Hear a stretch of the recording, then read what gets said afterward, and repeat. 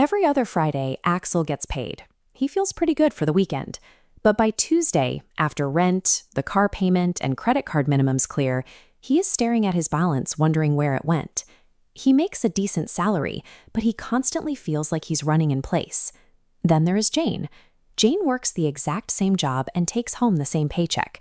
Yet Jane takes stress-free vacations, her car is paid off, and her savings account grows without her even thinking about it. If you saw Jane's life, you might assume she inherited a fortune, runs a side business, or knows a secret trick for timing the stock market. But she hasn't done any of that. The difference comes down to the plumbing of their finances. An income stream is just water rushing through a pipe. If it flows right back out to pay for a bigger apartment or a newer car, you're left with nothing. Building wealth is what happens when you cap the end of that pipe and actually store the water. Most of us are conditioned to treat our checking account as a finish line. We think the goal is to make it to the end of the month with a zero balance, as if our money's only job is to be spent as quickly as it arrives. Earning a six-figure salary guarantees nothing if your lifestyle is designed to leak every single dollar back out to someone else. To stop feeling behind, you have to stop the leaks.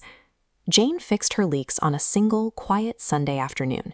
She sat down with her laptop and a cold cup of coffee, and she made a few unglamorous decisions that changed everything. Her first move was setting aside a few $1,000s in a plain savings account. This is an emergency fund. It isn't for a vacation or a new TV. It exists solely to catch life's sudden, expensive curveballs.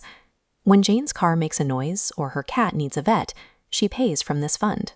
Without that cash buffer, those small inconveniences would end up on a credit card, turning a one-time repair into a debt that grows every month. Her second step was finally opening the retirement enrollment email she'd been ignoring. She signed up for her workplace retirement plan to take advantage of the employer match. Think of it this way. Every time you slide $1 into your retirement account, your boss slides a matching dollar in right beside it. You are essentially doubling your money the second you save it.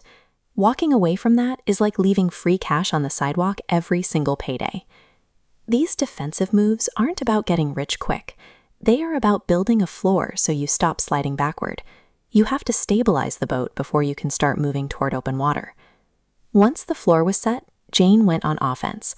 She focused every spare dollar on wiping out her high-interest credit card debt before she even looked at the stock market.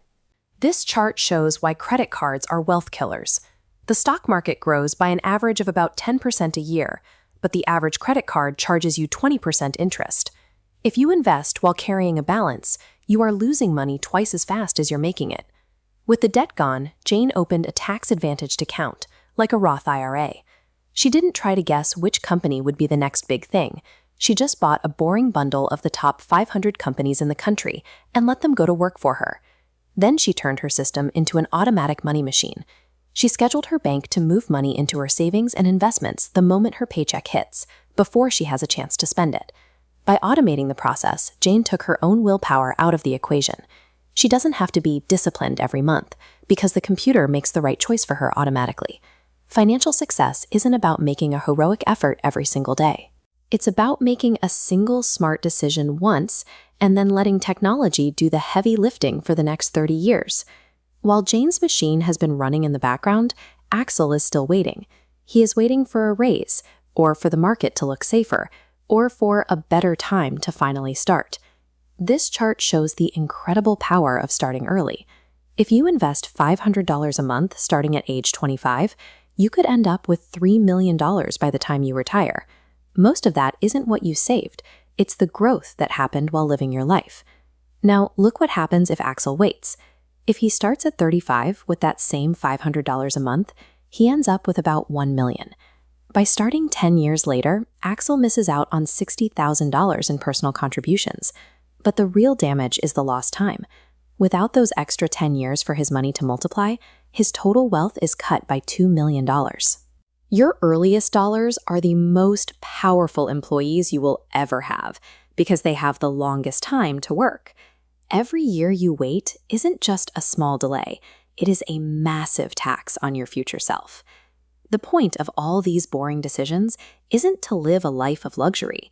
It's to remove the constant, low-level stress of wondering if you can afford your own life. True wealth is the ability to open your banking app without your heart racing. It's the peace of mind that comes from having options, to leave a bad job, to help a friend, or to simply relax. You don't need a higher salary to start. You just need to build the machine. Pick one thing on this list and automate it before you go to sleep tonight. Future you is going to thank you.